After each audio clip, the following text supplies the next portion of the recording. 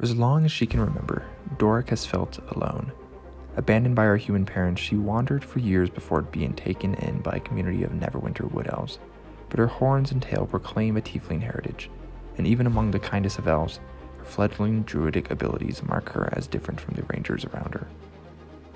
Hello and welcome to Liam's Lyceum. I'm your host Liam, aka Hembar, and today I'll be doing a spoiler-free review of E.K. Johnston's Dungeons & Dragons Honor Among Thieves, the Druid's Call.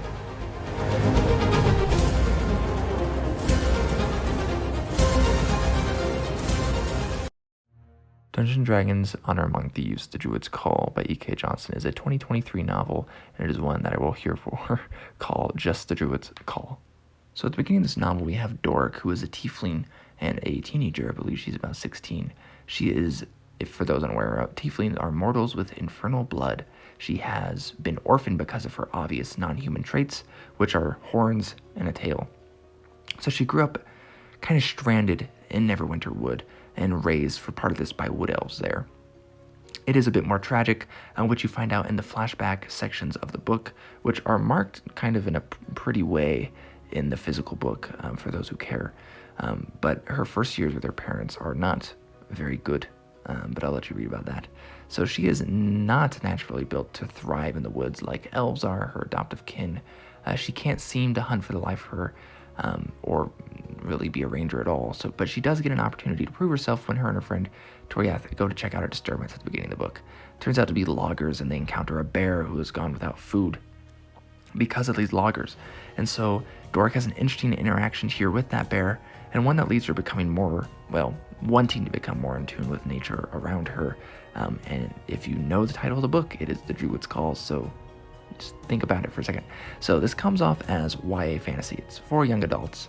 It is also a prequel to the upcoming movie, specifically the character of Doric, which is played by the actress Sophia Lillis, who in the trailers shape changes, which we call wild shape in D&D, into an owlbear, which is not allowed in the D&D rules, but it's kind of explained here, and I'm okay with that explanation. I don't think that's something to really get upset about.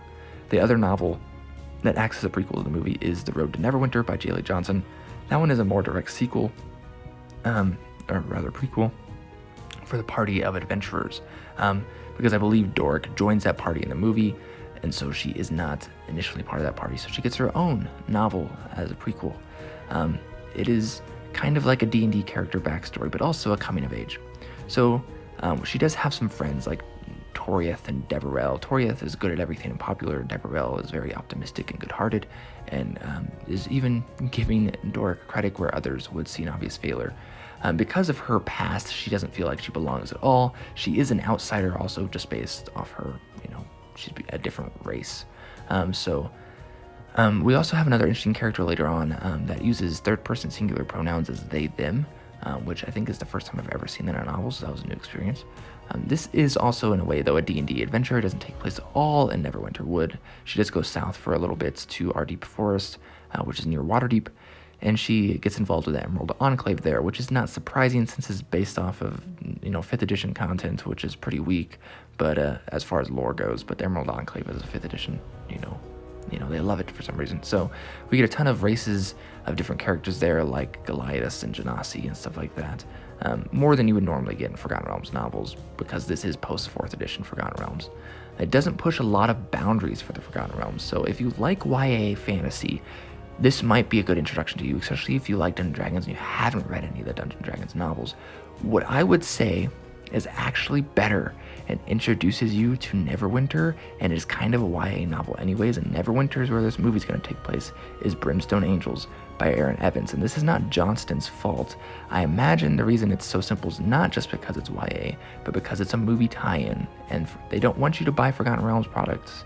They want you to buy their Dungeons & Dragons products. So they don't really give you any deep lore here. There's no good lore utilized for the Forgotten Realms. So it basically is what it is. And to be completely honest, I don't trust Wizards of the Coast to do anything well with any lore for any setting. And so it is really nice to be back on the Forgotten Realms, but it's really basic. And as far as the novel goes, because of the restrictions probably that Wizards of the Coast put on it, it's not great. It's nice in some senses, but just to be back in the Forgotten Realms, like I said, it's been since 2016. So we got a Forgotten Realms novel that was not written by R.A. Salvatore, and so that's cool. But at the same time, if this came out, say, in 2005, this would probably be one of the worst Forgotten Realms novels. And again, I'm not saying it's Johnson's fault, because it probably isn't. And also, there's not really many YA novels set in the Forgotten Realms anyways. But it's okay. I mean, I look forward to the movie. Hopefully it's okay. They butchered the Forgotten Realms. It's sad to say. Anyways, I'll catch you next time.